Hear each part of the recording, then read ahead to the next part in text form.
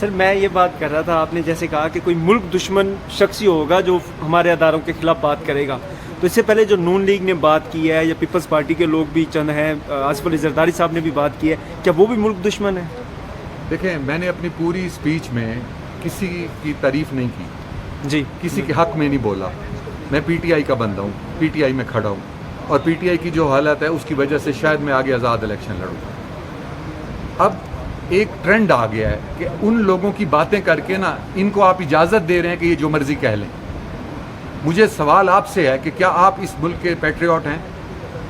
جو بندہ اس ملک کا پیٹریوٹ ہوگا وہ فوج پہ کوئی بھی بات کرے اس کی مخالفت کرے گا. بالکل سر. آپ یہ جسٹیفائی کر رہے ہیں کہ چونکہ انہوں نے بات کی اس لیے ان کا بات کرنا حق ہے. سر دیکھیں میری بات پوری ہونے دینا. دیکھیں انہوں نے بات کی 10%، انہوں نے بات کی 90%، برابر ہو گئے.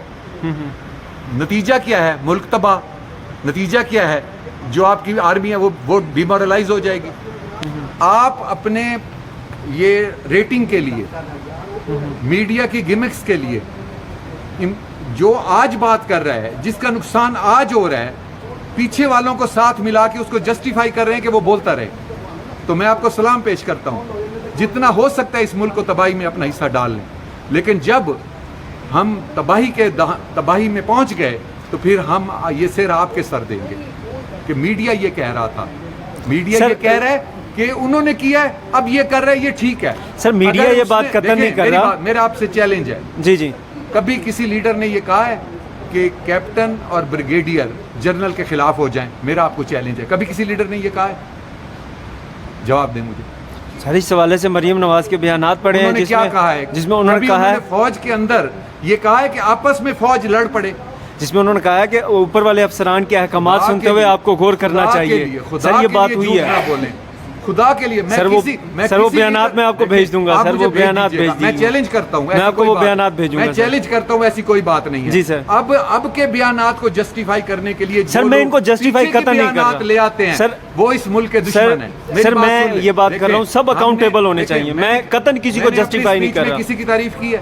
سر میں نے کسی کو بھلا برا کسی کی بات کی ہے؟ میں نے صرف یہ بات کی ہے کہ جو ہمارے اداروں کے خلاف بات کر رہے ہیں، جو ہماری فوج کے خلاف آج اتنے اوپن سٹیٹمنٹس دے رہے ہیں، اور وہ یہاں تک کہ آئی ایم ایف کا ہمارا وہ قرضہ روک رہے ہیں، اس ملک کو تباہی کے دہانے پہ ڈال رہے ہیں. کسی کا نقصان نہیں ہوگا، غریب کا ہوگا.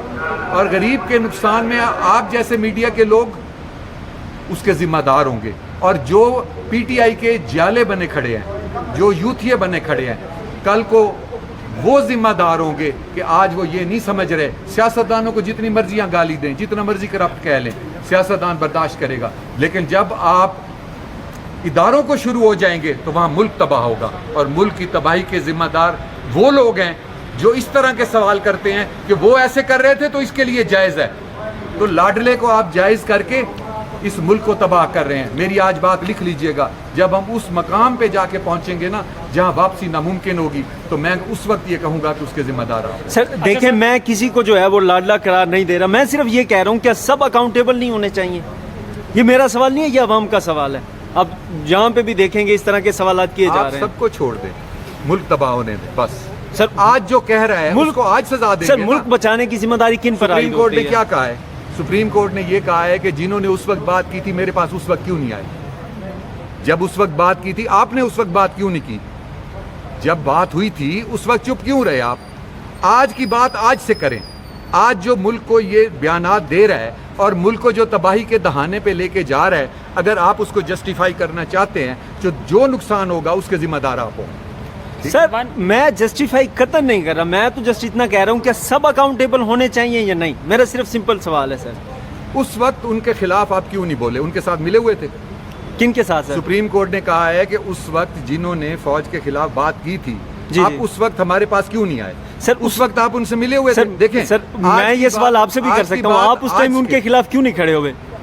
آج جیسے آپ کھڑے ہیں خان صاحب کے خلاف، اچھی بات ہے، کھڑا ہونا چاہیے. جو شخص ملک کے اداروں کے خلاف ہے ہم سب اس کے خلاف ہیں، لیکن اس وقت آپ کیوں نہیں کھڑے ہوئے؟ اگر میں کھڑا ہوا ہوں، پھر میں اس وقت کھڑا ہوا تھا، میں نون میں نہیں تھا، میں کھڑا ہوا تھا اس وقت. میرے بیان اس وقت کے اٹھا کے دیکھ لیں.